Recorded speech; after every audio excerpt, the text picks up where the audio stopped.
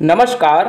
कक्षा 10वीं विषय विज्ञान NCERT अध्याय 2 अम्ल, क्षार और लवण अभ्यास के प्रश्न। पहला प्रश्न है, कोई विलयन लाल लिटमस को नीला कर देता है, इसका pH मान संभवतः क्या होगा? A 1, B 4, C 5, D 10। सही उत्तर है D 10। प्रश्न दूसरा है, कोई विलयन अंडे के पिसे हुए कवच से अभिक्रिया कर एक गैस उत्पन्न करता है जो चूने के पानी को दूधिया कर देती है। इस विलयन में क्या होगा? A NaCl, B HCl, C LiCl, D KCl। सही उत्तर है B HCl। प्रश्न तीसरा है, NaOH का 10 मिलीलीटर विलयन HCl के 8 मिलीलीटर विलयन से पूर्णतः उदासीन हो जाता है। यदि हम NaOH के उसी विलयन का 20 मिलीलीटर लें तो इसे उदासीन करने के लिए HCl के उसी विलयन की कितनी मात्रा की आवश्यकता होगी? A 4 millilitre, B 8 millilitre, C 12 millilitre या D 16 मिलीलीटर। तो सही उत्तर है D 16 मिलीलीटर। प्रश्न 4 है, अपच का उपचार करने के लिए निम्न में से किस औषधि का उपयोग होता है? A antibiotic, B analgesic, C एंटीसिड या D एंटीसेप्टिक। तो सही उत्तर है C एंटीसिड या प्रतिअम्ल। प्रश्न 5 है, निम्न अभिक्रियाओं के लिए पहले शब्द समीकरण लिखिए तथा उसके बाद संतुलित समीकरण लिखिए। A तनु सल्फ्यूरिक अम्ल दानेदार जिंक के साथ अभिक्रिया करता है। समीकरण है Zn प्लस H2SO4 बराबर में ZnSO4 प्लस H2। B है, तनु हाइड्रोक्लोरिक अम्ल मैग्नीशियम पट्टी के साथ अभिक्रिया करता है। उत्तर है Mg प्लस 2HCl बराबर में MgCl2 प्लस H2। C है, तनु सल्फ्यूरिक अम्ल एल्यूमिनियम चूर्ण के साथ अभिक्रिया करता है। उत्तर है इसका 2Al प्लस 3H2SO4 बराबर में Al2SO4 3 प्लस H2। अगला जो पॉइंट है, तनु हाइड्रोक्लोरिक अम्ल लोहे के रेतन के साथ अभिक्रिया करता है। उत्तर है इसका Fe प्लस 2HCl बराबर में FeCl2 प्लस H2। प्रश्न 6 है, एल्कोहल एवं ग्लूकोज जैसे यौगिकों में भी हाइड्रोजन होते हैं, लेकिन इनका वर्गीकरण अम्ल की तरह नहीं होता है। एक क्रियाकलाप के द्वारा इसे साबित कीजिए। उत्तर है ग्लूकोज, एल्कोहल, हाइड्रोक्लोरिक अम्ल, सल्फ्यूरिक अम्ल आदि का विलयन लीजिए। एक कार्क पर 2 किले लगाकर कार्क को 100 मिलीलीटर के बीकर में रख दीजिए। अब किलो को 6 वोल्ट की एक बैटरी के दोनों टर्मिनलों के साथ एक बल्ब तथा स्विच के माध्यम से जोड़ दीजिए। अब बीकर में थोड़ा तनु HCl डालकर विद्युत धारा प्रभावित कीजिए। इसी क्रिया को तनु सल्फ्यूरिक अम्ल के साथ दोहराइए। एल्कोहल एवं ग्लूकोज जैसे यौगिकों में भी हाइड्रोजन होते हैं, लेकिन इनका वर्गीकरण अम्ल की तरह नहीं होता है क्योंकि ये हाइड्रोजन आयन नहीं बनाता है। प्रश्न 7 है, आश्रित जल विद्युत का चालक क्यों नहीं होता जबकि वर्षा का जल होता है?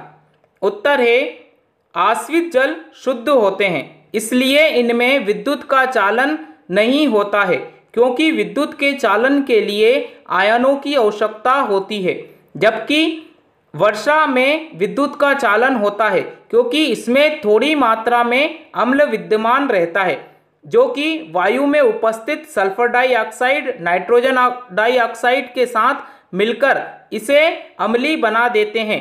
अम्लीय होने के कारण ये हाइड्रोजन आयन उत्पन्न करते हैं, जिसके कारण विद्युत का चालन होता है। प्रश्न 8वां है, जल की अनुपस्थिति में अम्ल का व्यवहार अम्लीय क्यों नहीं होता है? उत्तर है, जल की अनुपस्थिति में अम्ल का व्यवहार अम्लीय नहीं होता है, क्योंकि जल की उपस्थिति में ही हाइड्रोजन आयन अम्ल से अलग होते हैं। प्रश्न 9वां है, 5 विलयनों A, B, C, D व E की जब सार्वत्रिक सूचक से जांच की जाती है तो pH के मान क्रमशः 4, 1, 11, 7 एवं 9 प्राप्त होते हैं। कौन सा विलयन A उदासीन है, B प्रबल क्षारीय है, C प्रबल अम्लीय है, D दुर्बल अम्लीय है, E दुर्बल क्षारीय है? pH के मानों को हाइड्रोजन आयन की सांद्रता के आरोही क्रम में व्यवस्थित कीजिए। उत्तर है इसका, A विलयन का pH मान 4 है, यह दुर्बल अम्लीय है। B विलयन का pH मान 1 है, यह प्रबल अम्लीय है। C विलयन का pH मान 11 है, यह प्रबल क्षारीय है। D विलयन का pH मान 7 है, यह उदासीन है। E विलयन का pH मान 9 है, यह दुर्बल क्षारीय है। हाइड्रोजन आयन की सांद्रता जैसे जैसे बढ़ती जाती है, pH का मान उसी प्रकार घटता है। C का pH मान सबसे अधिक है, उससे कम E का pH मान है, उससे कम D का, फिर A का और फिर B का। प्रश्न क्रमांक 10 है, परख नली A एवं B में समान लंबाई की मैग्नीशियम की पट्टी लीजिए। परख नली A में हाइड्रोक्लोरिक अम्ल HCl तथा परख नली B में एसिटिक अम्ल CH3COOH डालिए। किस परख नली में अधिक तेजी से बुदबुदाहट होगी तथा क्यों? उत्तर है, परख नली A में अधिक बुदबुदाहट होगी, क्योंकि हाइड्रोक्लोरिक अम्ल एसिटिक अम्ल से अधिक प्रबल है। प्रश्न क्रमांक 11 है, ताजे दूध के pH का मान 6 होता है। दही बन जाने पर pH के मान में क्या परिवर्तन होगा? अपना उत्तर समझाइए। उत्तर है, ताजे दूध के pH का मान 6 होता है। दही बनने की प्रक्रिया में लैक्टिक अम्ल का निर्माण होता है, इसलिए दही के pH का मान 6 से कम होगा। प्रश्न क्रमांक 12 है, एक ग्वाला ताजे दूध में थोड़ा बेकिंग सोडा मिलाता है। इसका पहला प्रश्न, ताज़ा दूध के pH का मान 6 से बदलकर थोड़ा क्षारीय क्यों बना देता है? उत्तर है A, ताज़ा दूध के pH का मान 6 से बदलकर थोड़ा क्षारीय इसलिए बना देता है क्योंकि दूध में उपस्थित लैक्टोबैसिलस जीवाणु दूध को अम्लीय बना देता है।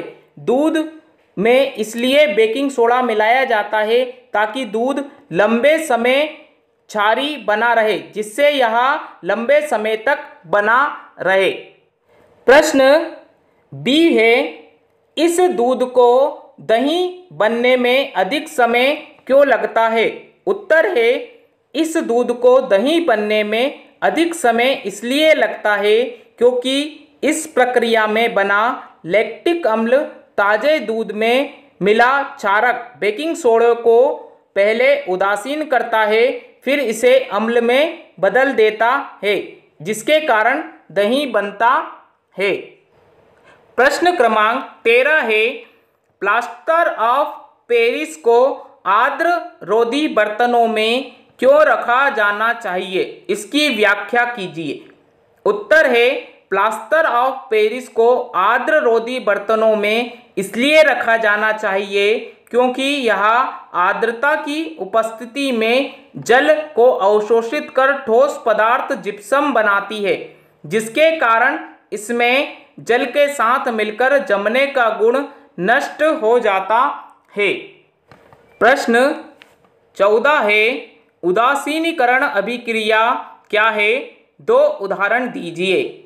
उत्तर है, वह अभिक्रिया जिसमें क्षारक एवं अम्ल अभिक्रिया कर जल एवं लवण का निर्माण करते हैं, इस अभिक्रिया को उदासीनीकरण अभिक्रिया कहते हैं।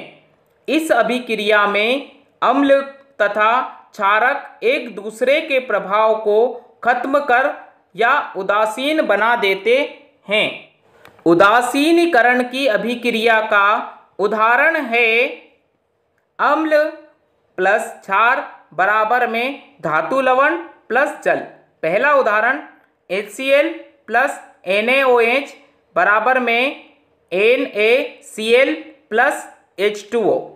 दूसरा उदाहरण है KOH प्लस HNO3 बराबर में KNO3 प्लस H2O।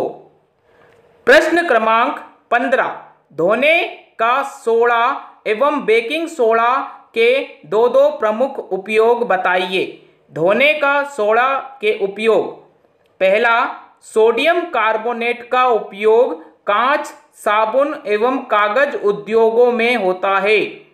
दूसरा, इसका उपयोग बोरेक्स जैसे सोडियम यौगिक के उत्पादन में होता है।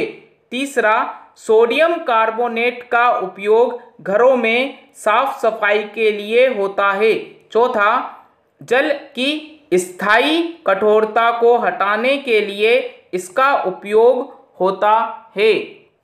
बेकिंग सोडे के उपयोग, पहला, बेकिंग सोडा का उपयोग खाने की चीज़ों को मुलायम, स्पंजी एवं खस्ता बनाने के लिए किया जाता है। दूसरा, बेकिंग सोडा के क्षारीय होने के कारण ये पेट में अम्ल की मात्रा की अधिकता को कम या उदासीन करके राहत पहुंचाने के लिए उपयोग किया जाता है। तीसरा है, कभी कभी इसका उपयोग खाने को शीघ्रता से पकाने के लिए भी किया जाता है। चौथा, इसका उपयोग सोडा अम्ल अग्निशामक में भी किया जाता है। धन्यवाद।